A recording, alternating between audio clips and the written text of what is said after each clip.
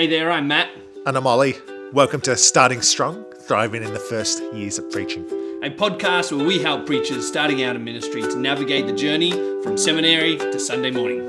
We're not the experts, but we are bringing the experts to you. Each episode, we interview experienced ministers who share the practical wisdom they wish someone had told them when they were starting out. And so whether you're preaching weekly or monthly, we're here to help you develop healthy habits that will serve you for years to come. And today we have preaching at weddings and funerals. Well, hi, and welcome to today's episode of Starting Strong. I'm Ollie, good to be with you. And I'm Matt. We have a special guest with us for this episode, Eugene Hor. Eugene is a new lecturer at the Presbyterian Theological College. And so thank you very much for joining us, Eugene. Pleasure. Appreciate it. Yeah. Excellent. It's good to have you here. Good to be with you. I don't know if you know you're new to PDC, but Matt is actually a well-known figure here. Okay. It's great to get to have him back on campus. Okay. No, not at all. Notorious, right? Is he well known because he's notorious at college?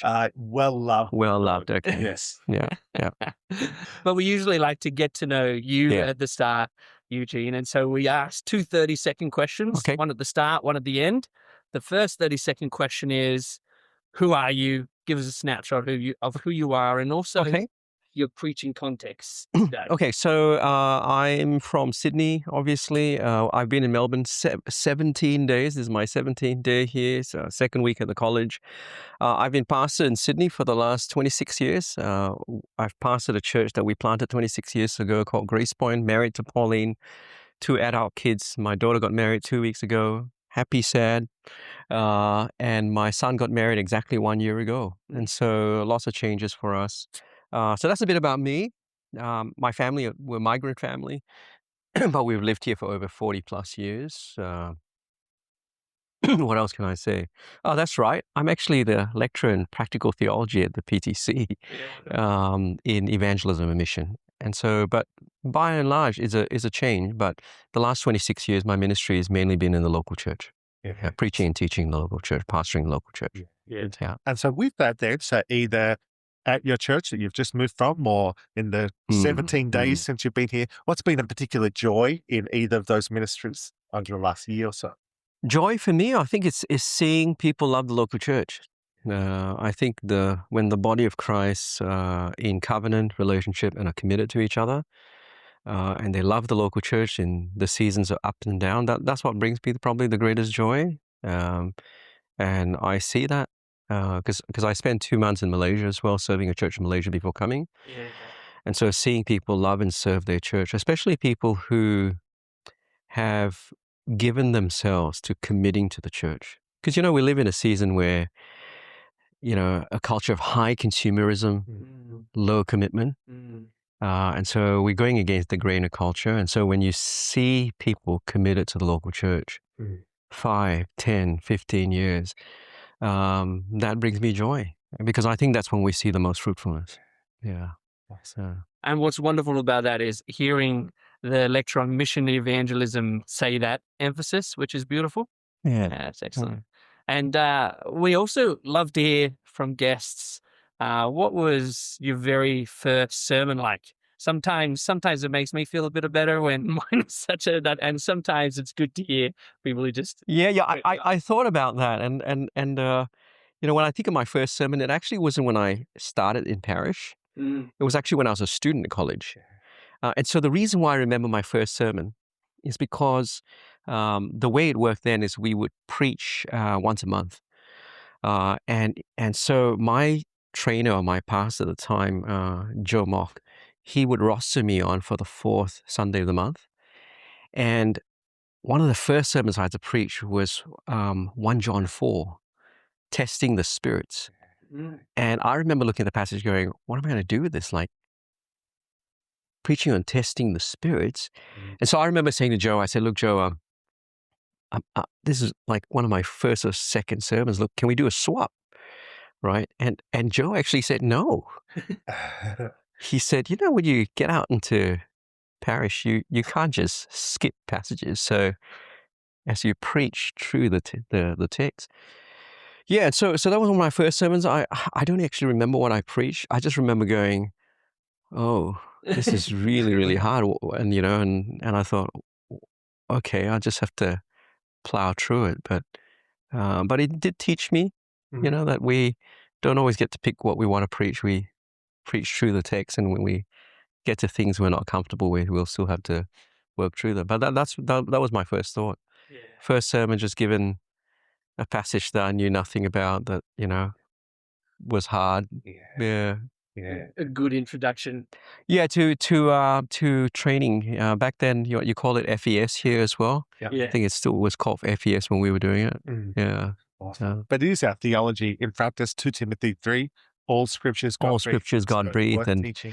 you preach the hard ones as well, and the ones that you're not familiar with. So yeah, Good. No, great to hear. yeah. So, Now, today we're thinking about particularly weddings and funerals. As we start off, do you want to share with us a time at either a wedding or a funeral where you felt like the talk you gave really landed? Why do you think it is that landed? What made it land? yeah, I've reflected on that. I mean, I think when a wedding has gone well is when those who've come have actually said to me that they even if they're not Christian, they agree with what I've been saying, that a marriage built on unconditional love is what will build a lasting marriage. And so I think that when unbelievers or visitors and guests are actually saying that they resonate with that, you sort of go, okay, I think they've got it, because as Christian people, as believers, we know that unconditional love is only possible if we know the unconditional love of the Father through the work of the Son.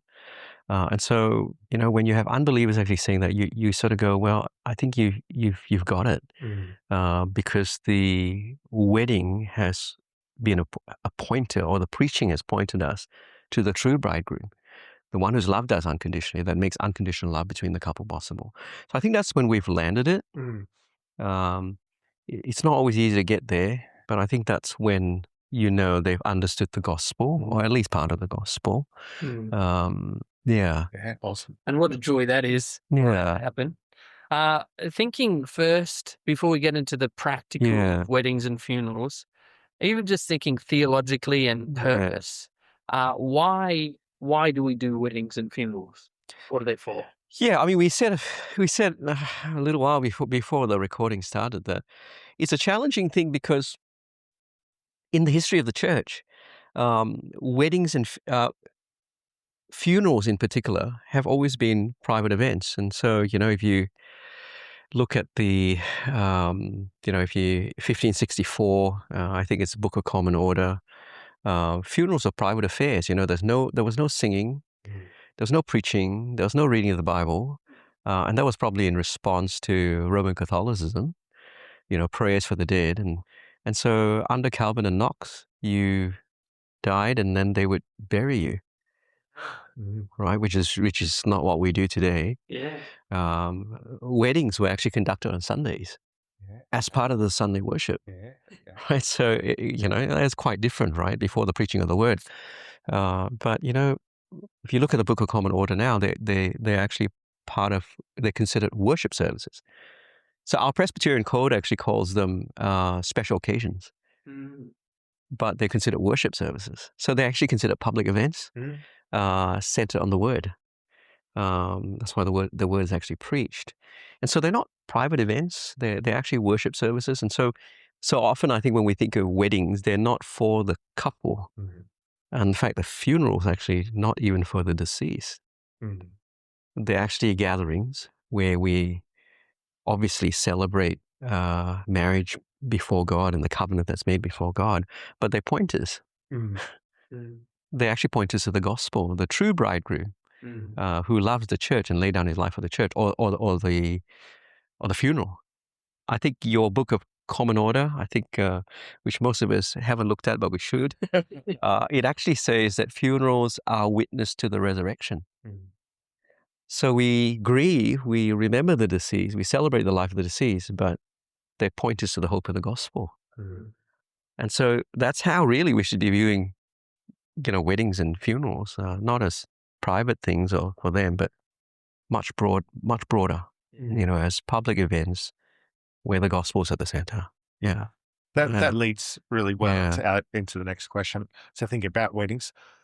Obviously, that's not the common kind of perception of weddings. The common perception is it's the couple's special day. Yes. So how do you preach Christ and do what you're meant to do? Hey, here's a worship service for all. How do you balance doing that without feeling like for the couple you've hijacked their special day or something? So if they're a Christian couple, what I tend to do is I tend to say to them, pick a passage that you want me to preach, but pick a passage that you want to build as a foundation to your marriage, especially if they're Christian couples. And then what tends to happen is I have a questionnaire that I give them. Questions like, how did you meet? How did he propose? What are the differences between the two of you? What's one thing that Jono or Ashley has done for you that has been memorable? What are you looking most forward to in marriage? Why did you pick this passage? So the reason why I do that is because it's an entry point. So what happens is it allows me to say, in a moment we're going to look at the Bible, and this is a passage that Jono and Ashley have picked. And this is the reason why they've picked. They want to make this a foundation of their marriage.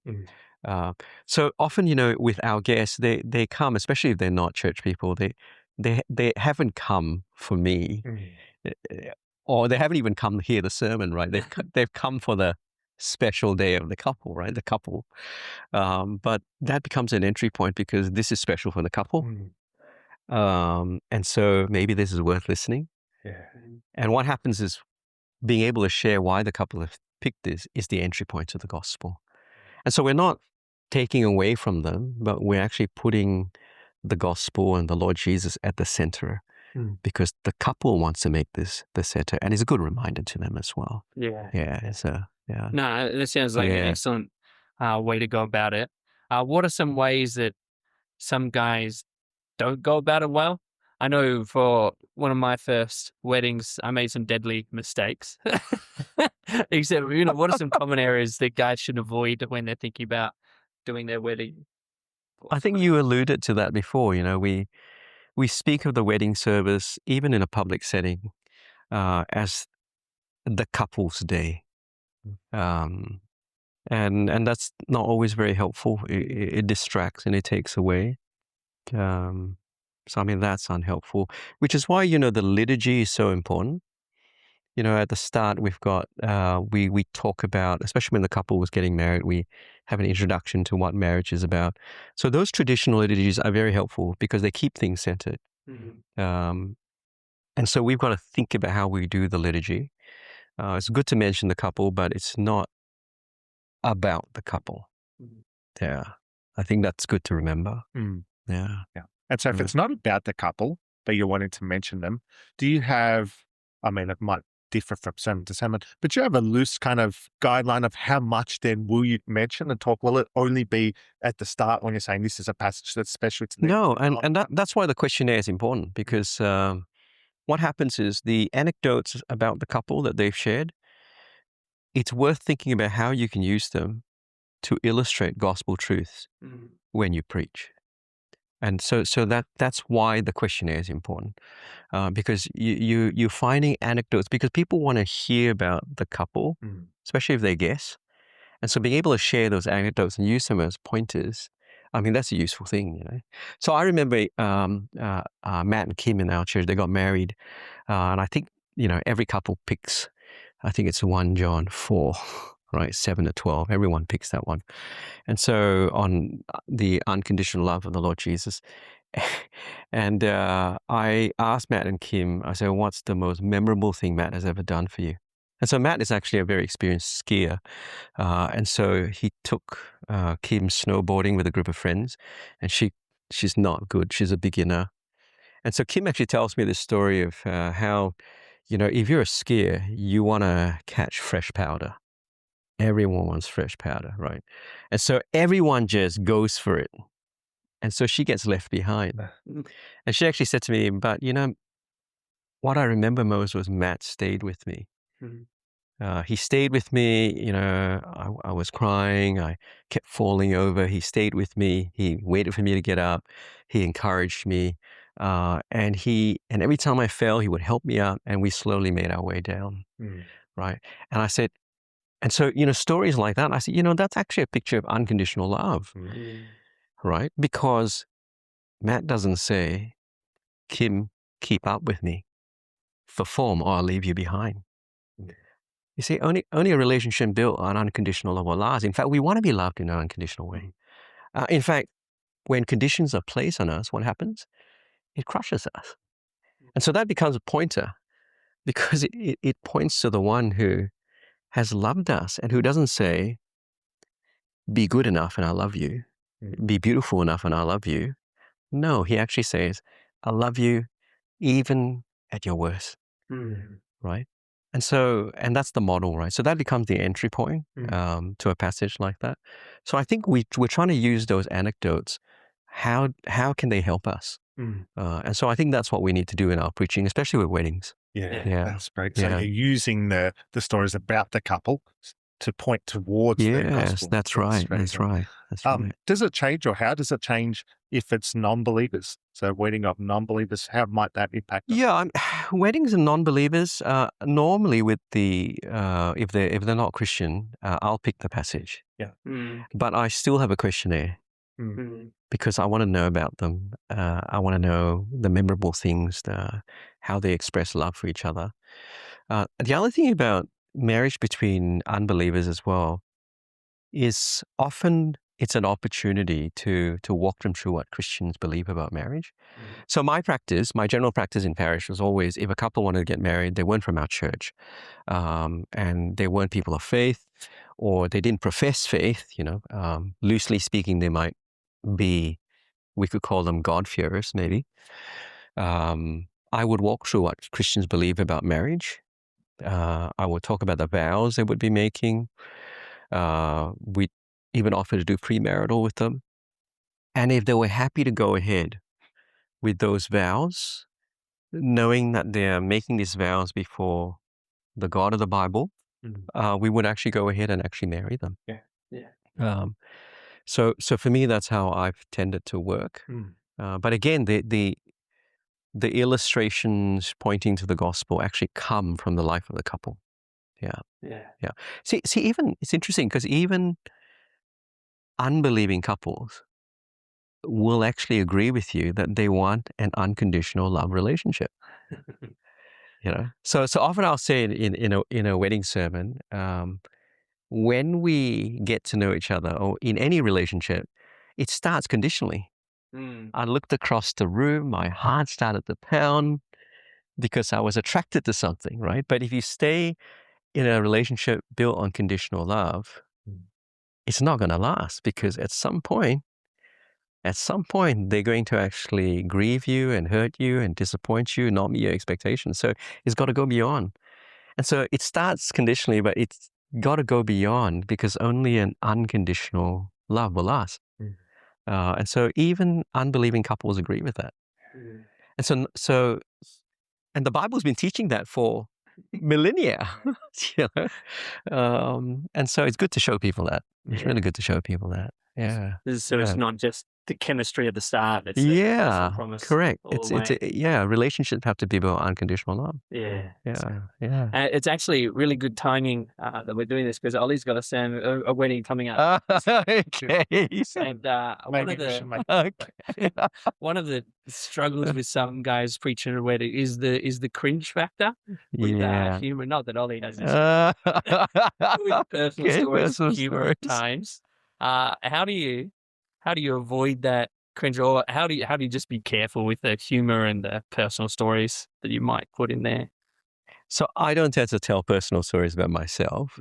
I'm not very funny as well. If I use humor, it's normally something about the couple, and it's something they've disclosed. It's normally something people are aware of, the extreme differences maybe, or stories that people are familiar with. So I tend not to use humor, but I know other preachers actually do that. Yeah, and I certainly don't use humor in funerals Yeah. because they are very heavy events, public events, and so I think it's got to reflect that. Yeah. So, Yeah. Which leads well into the next question. Yeah. So thinking about funerals then. Obviously, as you've said, they're a heavy event. They're often a difficult pastoral Yeah. situation to be in. Do you have any tips for preachers about how to prepare themselves first before then thinking about the funeral and the sermon at the funeral? Like, how do you go about preparing your own heart and your own mind? Yeah, I think I'm not being cliche about it, but I do think prayer as you prepare, and I think it's all right to grieve, even as the preacher who's preparing the sermon. And it's all right to grieve. It's all right to shed tears as you prepare because you do feel for people who've experienced loss. You feel it when you go out pastorally to visit before the funeral, because you see the grief and you see the hurt. And it's even harder when they've lost a child or a young person.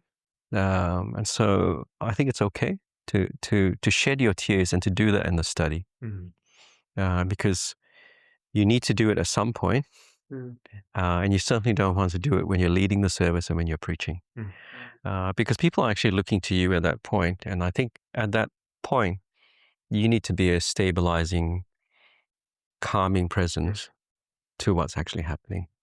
And so I do think prayer, being honest enough to actually grieve, even as you prepare. So I think those are some of the things I'd be thinking of. And if you need to speak to someone, speak to someone. You know, I think some funerals are harder to do. And so sometimes it is worth speaking to someone, a fellow pastor about, how you've been feeling about it. Yeah. And when you're actually either preparing or when you're there, there seems to be a tendency in our culture sometimes just to make funerals a celebration. But there is also grief. There's also grief. And so you don't want to flatten the grief. Yeah. But you also don't just want to give like a cheap hope or those two contrasts. How do you do the grief and the hope well without diminishing? So this one's not from me. This is actually from Simon Manchester. So Simon Manchester's got a chapter in a book that SMBC produced, Sydney Missionary Bible College produced, called How to Give the Talk. And he's got a chapter on weddings and funerals. And so I found Simon Manchester's stuff really, really helpful because he says two things. He says it's good to look back in the service to celebrate the life of the person who's passed. Why? Because life is a gift from God.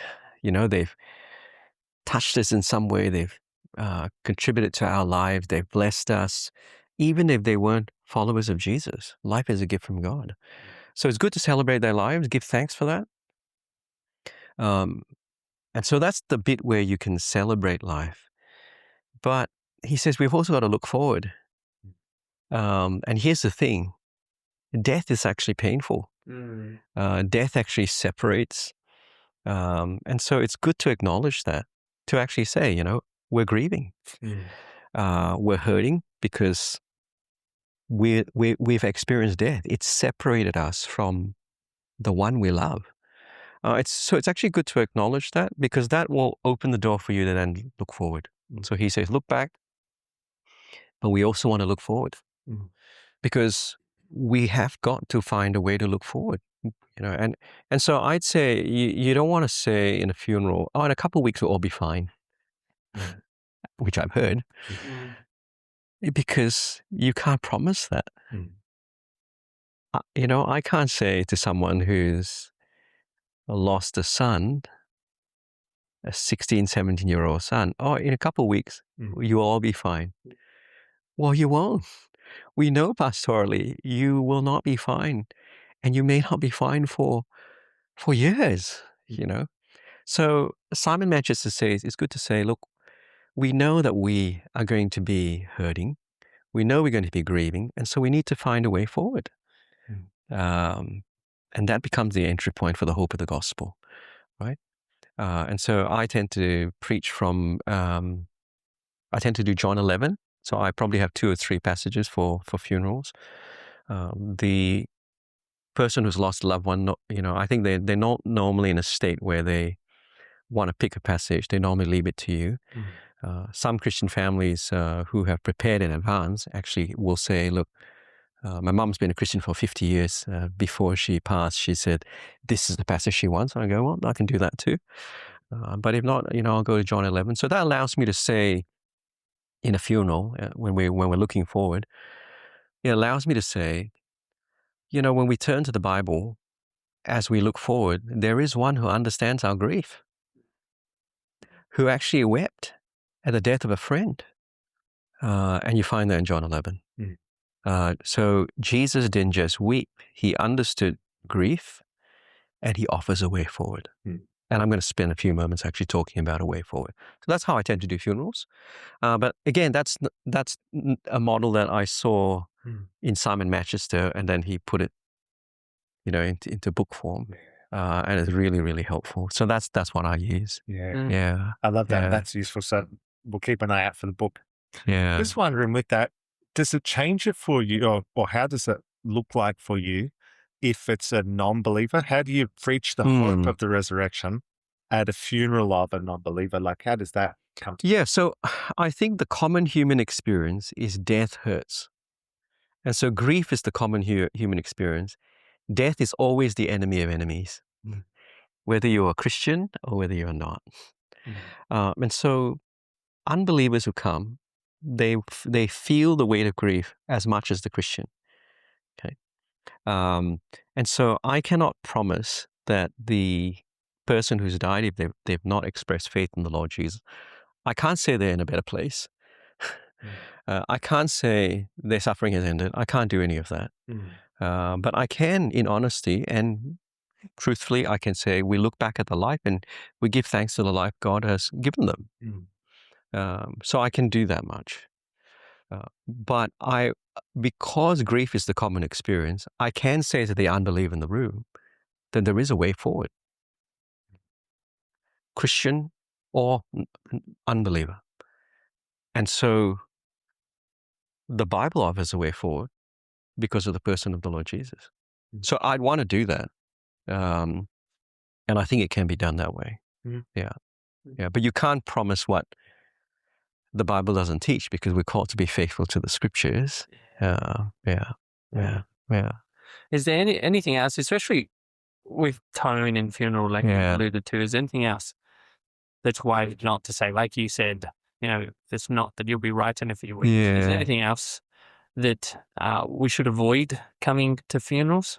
I think you can't make promises that, aren't true. You can't say, Auntie Judy lived her life for 60, 70 years and as someone who denied the Christian faith, who was antagonistic to the Christian faith. Well, you can't say, well, Auntie Judy's in heaven. You can't say Auntie Judy's in a better place.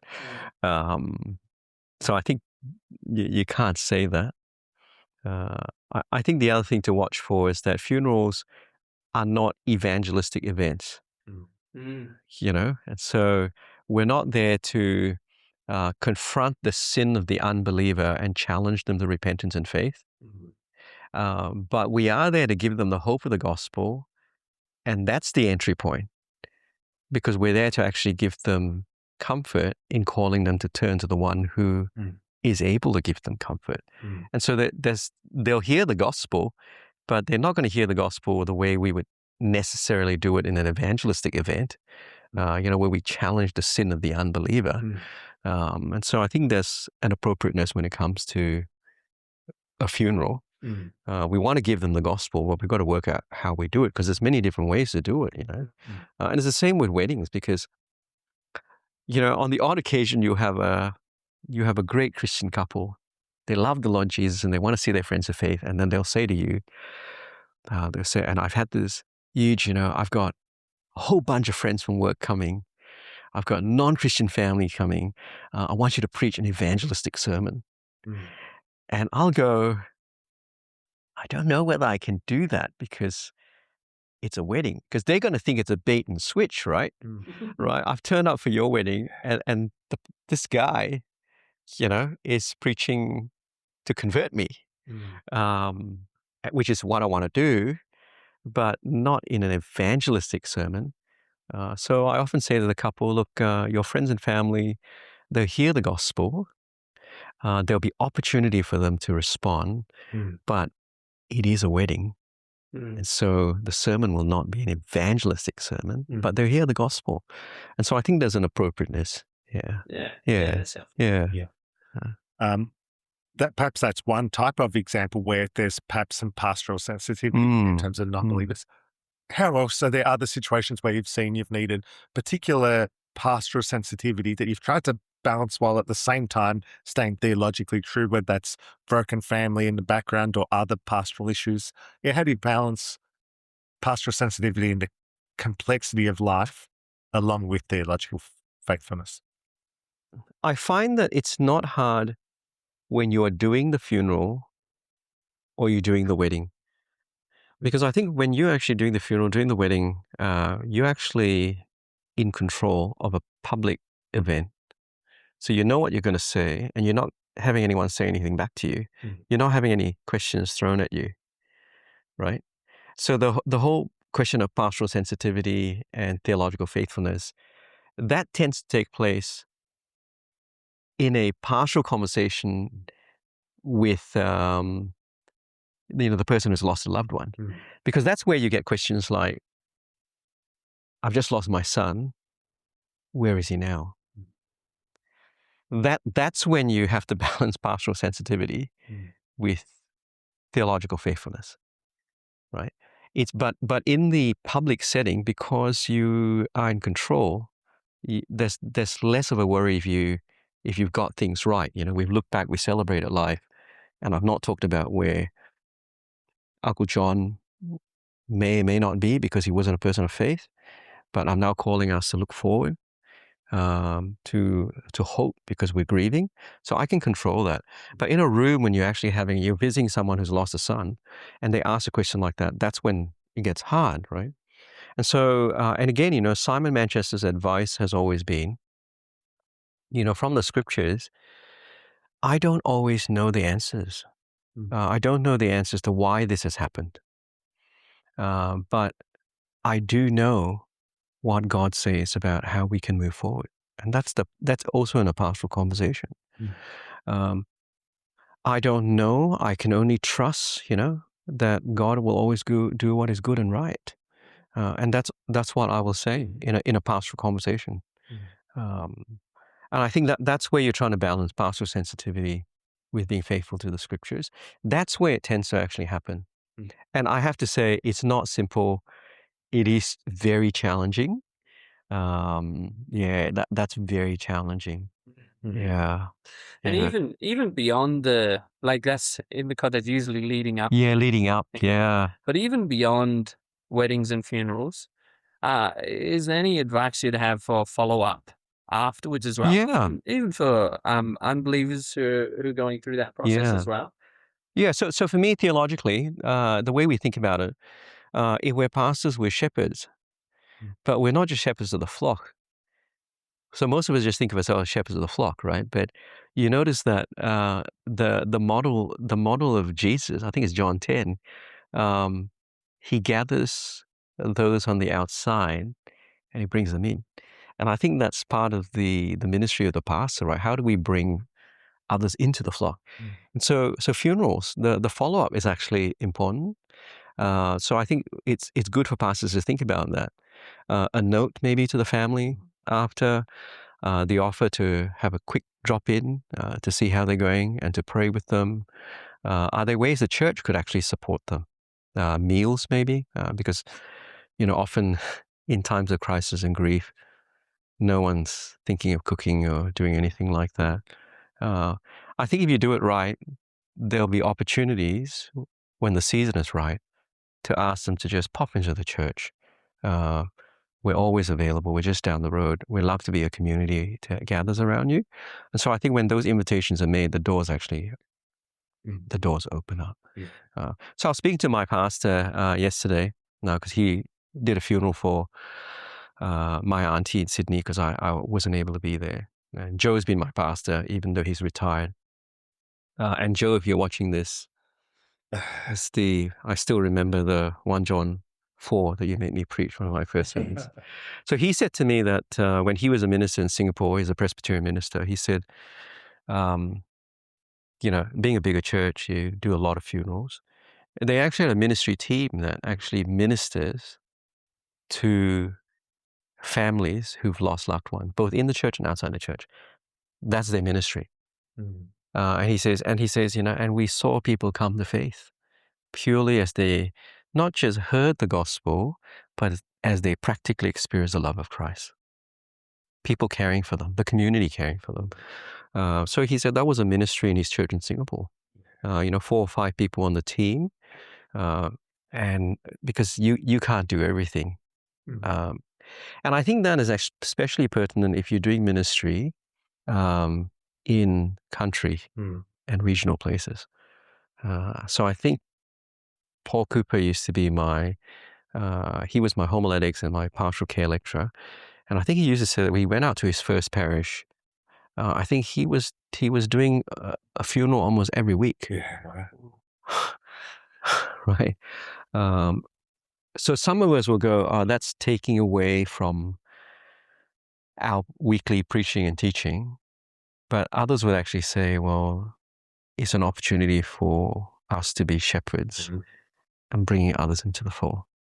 So it's a question of perspective, isn't it? Yeah. So yeah. And in that moment, that's Genesis 50 at work. An evil or bad Yes, situation that's happening, right. and God is That's so right. good. God is and very good. Yeah, good that's for right. that That's right. salvation. Yeah. Awesome. Now, imagine you've got listening someone who's got coming up their first ever wedding or funeral. What would your advice to them be? First one, they're feeling. My advice, I think pray heaps. I think we just need to be more prayerful. I think we need to be prayerful because you guys have trained at the college, right? So I think, and I've said this, if you've trained at any of our colleges, I think you are so well equipped to handle the Bible. And so I'm not worried about students and their theological faithfulness to the text. I think you're just so well equipped. But here's the thing, only the Spirit brings conviction. And so pray as you prepare, pray as you preach, because we need God by His Spirit to bring conviction of the truth. So that's the first thing I'd say. Second thing I'd say is speak to someone who's done lots and lots of weddings and funerals, because that's really, really helpful. Or listen to a podcast from someone. Or listen to a podcast, or better still, go and actually trail someone who's done it or who's doing it. I think watching it and seeing someone do it is really, really helpful. So, speak to people who've done it and do it well. So listen to good wedding sermons and funeral sermons. You can find them online these days, because I think good models are actually helpful for us. So I think those are the 3 things. Yeah. That's it. Yeah. And coming now closer to the end, the other 30-second question. Yeah. Today's world, we live on snapshots and Yes, things like that's that. right. So in about 30 seconds, Okay. if you could bring this all together, what would a summary be for blokes looking to do this well? I'd say pray as you prepare, as you conduct. I'd say remember to point people either to the hope of the gospel when it comes to funerals, or point to the true bridegroom and his love for the church in laying down his life for the church if you're doing weddings. So those are 2 things I'd probably say. Yeah. I love that. It's all about Jesus. Yeah. Jesus, His hope, Yeah. and how He Yeah. was. That's wonderful. What about zooming out further? So not just about weddings, about funerals, but just in general, if you could hop in a time machine, go back to young Eugene, Yeah. starting off in ministry, what would your advice to young Eugene be? I'd say get more feedback for your sermons. I think that's a good practice. Get more feedback. Ask trusted people, mature Christians in the church to give you feedback. And, things like what's one thing I did well and what's one thing I could improve, and just keep working at that. So I think having a feedback loop, I think that's helpful. I'd also say find a preaching club with maybe guys in your year who, happy to get together 2 or 3 times a year. Find a really, really good preacher who can come and spend a day with your preaching club, listening to each of you preach and giving you the harshest criticism he can, because that will really, really sharpen you. So I'd say those 2 things would be really good things to do. Yeah, really, really good things to do. Yeah. No, that sounds brilliant. Yeah. Well, thank you very much, Yeah. Eugene. Appreciate your It's thoughts. a pleasure. It's been really helpful. Yeah. And so we appreciate your time in coming on, and we pray that it's useful for listeners as well as it is for Ollie and myself too.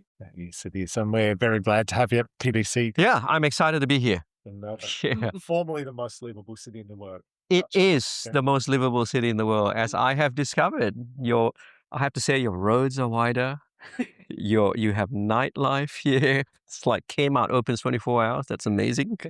Not that I want to go to Kmart at 2 a.m. So. Yeah, that's right. But no, we are glad to have you here. Yeah. We'll be praying for you. And Thank you. Here at PDC. Appreciate that. It'll be a blessing to both our denomination, but the wider church Yeah, as well. thank you. And so thanks for joining us. If you've enjoyed listening to Eugene, feel free to give a like or a share. And if you haven't enjoyed listening, feel free to give a like or a share as well. But thanks for joining us for this podcast. Yeah, do keep an eye out as well for our next episode that'll be coming soon. And until then, keep preaching the word. And keep starting strong.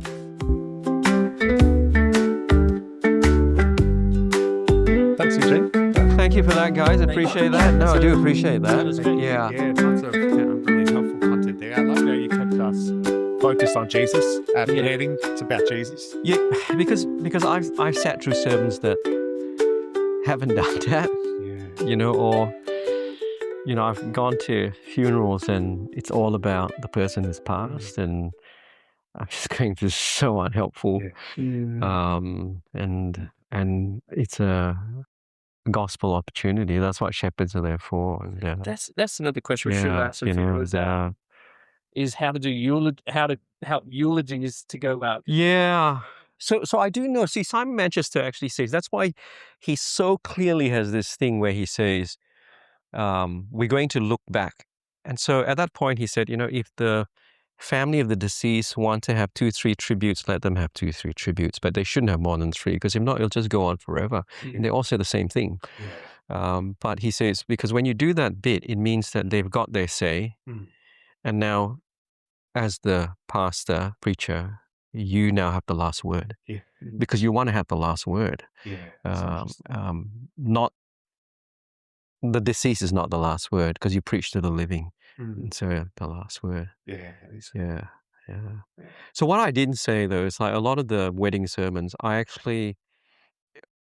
try my hardest to actually use, what I told class last week. I try to use the cultural prophets of the day. So I don't start with Bible.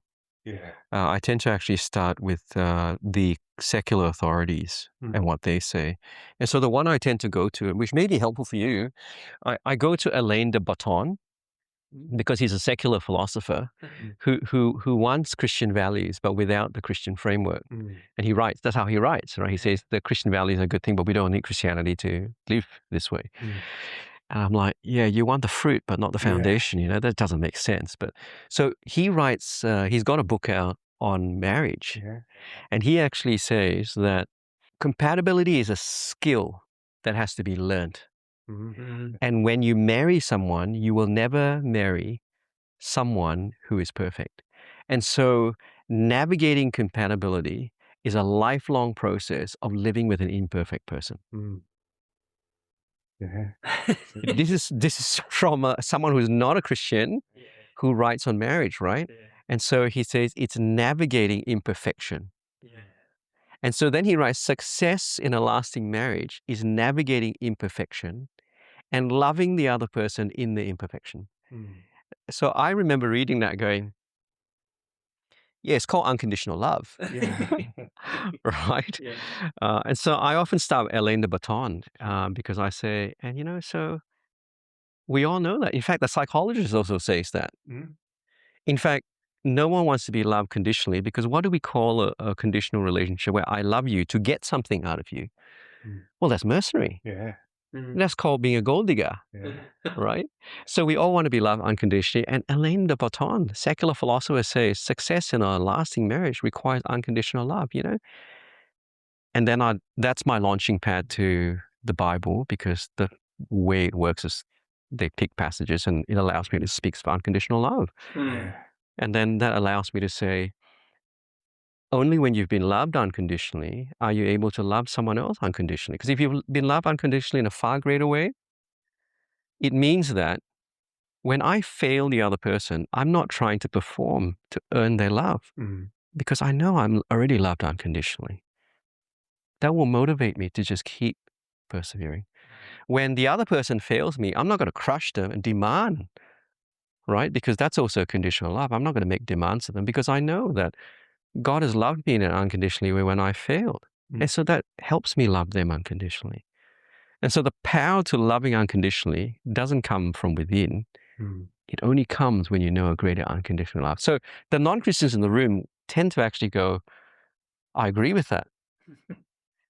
I wish it were true because I don't want to be a Christian, but you've made it desirable. Yeah. That's Sam's whole point, in his book, Evangelism in a Skeptical World. He says, how do we make and show people that the Bible is not just true, it's desirable.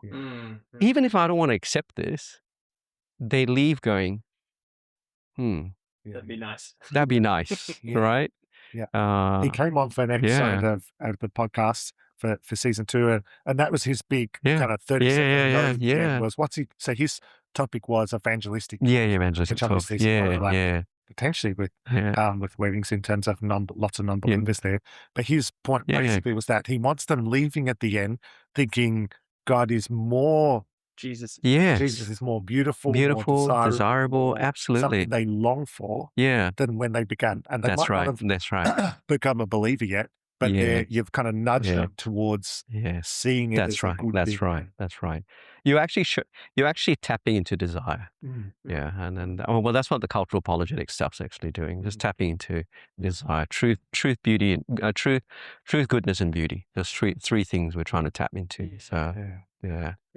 And you can do apologetics is where it's at now. Yeah, that's right. And you can do that in a wedding sermon to show them that the Christian foundation for marriage is so much more desirable than what we see and what some of us even have experienced in the room. Because in the room, and again, we wouldn't have time to do it in the podcast, you've got people in the room who are there and their marriages have broken down, but they've come. And they would totally understand if you said a marriage built on conditional love will not last because they've experienced either demands placed on them that they have not been able to fulfill. So, if I were doing not a wedding sermon, but if I was doing a sermon on marriage in the church, right? I said, imagine being in a marriage where you're only loved if you meet my expectations. And and if I were the pastor of the church, I say, and some of you know what that's like. It hurts. Imagine having someone who loves you, who says, even though you're broken, you haven't met my expectations, I'll stay by your side and I'll walk with you. You know what? Jesus, the bridegroom, does that. And if you're in a marriage relationship, that's the model. So it becomes that's in a Sunday sermon setting, right? So the non-Christian will find that quite desirable.